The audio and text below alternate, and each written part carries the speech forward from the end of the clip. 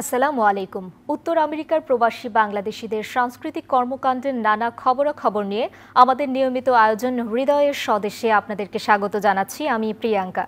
আজ যে আয়োজনের খবর আমি আপনাদেরকে জানাবো তা হলো গ্লোবাল পিস অ্যাম্বাসেডর বীর মুক্তিযোদ্ধা ডক্টর আবু জাফর মাহমুদ সম্পাদিত বাংলা সাময়িকী জয় বাংলাদেশ ও ইংরেজি সাময়িকী দ্য বে ওয়েভ এর দ্বিতীয় সংখ্যা প্রকাশিত হয়েছে। মহান স্বাধীনতা দিবস উপলক্ষে জ্যাকসন হাইটসের শেফস মহল রেস্তোরাঁয় ডক্টর আবু জাফর মাহমুদ তার প্রতিষ্ঠান AZM গ্রুপের পক্ষ থেকে বাংলাদেশি গণমাধ্যমের সম্পাদক ও সাংবাদিকদের সম্মানে ইফতার ও দোয়া অনুষ্ঠানের আয়োজন করেন। এদিন উপস্থিত সংবাদ মাধ্যমের ব্যক্তিত্বদের হাতে তুলে দেয়া হয় নতুন দুটি সাময়িকী। অনুষ্ঠানে global peace ambassador sir doctor Abu Jafar Mahmud আগত সম্পাদক সাংবাদিকদের আন্তরিকতার জন্য ধন্যবাদ জানিয়ে বলেন, বাংলাদেশি কমিউনিটির সংবাদপত্রের প্রকাশক, সম্পাদক, টেলিভিশনের স্বত্বাধিকারী, সাংবাদিক আমরা সবাই একটি পরিবার। আমরা মনে করি আমাদের মধ্যে একটি পারস্পরিক ভালোবাসা সহমর্মিতা কাজ করছে এবং এটি আমাদের সমাজ শক্তি।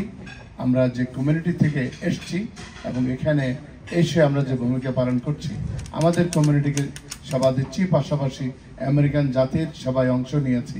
আমরা সবাই এই জন্যে একটি ঐক্যবদ্ধ শক্তি। 25শে মার্চ আমাদের বাধ্য করেছিল 26শে মার্চ জন্ম দিতে। যখন পাকিস্তান আর্মি আমাদের উপর আক্রমণ করলেন, এই আক্রমণটা ছিল যুদ্ধের আক্রমণ, ধ্বংসের আক্রমণ।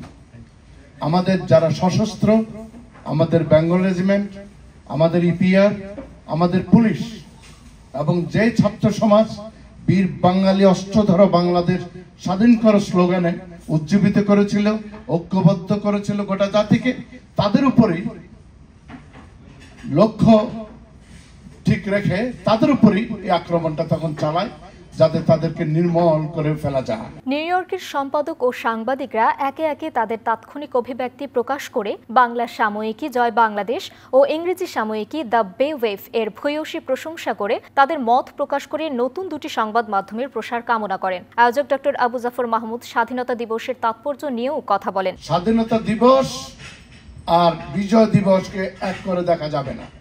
দুই দিবসের বক্তব্য দুই রকম, প্রেরণাও দুই রকম, ভূমিকাও দুই রকম। এটা ছিল পরিপূর্ণভাবে সম্পূর্ণভাবে সামরিক, এই সামরিক যুদ্ধ।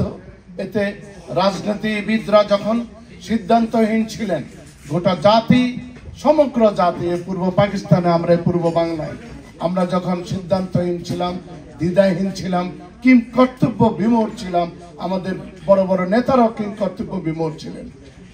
সেই সময় এই কোনো না কোনো অবস্থাতেই যখন আক্রান্ত এই সেনাবাহিনীর তরফ থেকে যখন ঘোষণা আসলো, আমাদের স্বাধীনতার ঘোষণা এসে গেছে।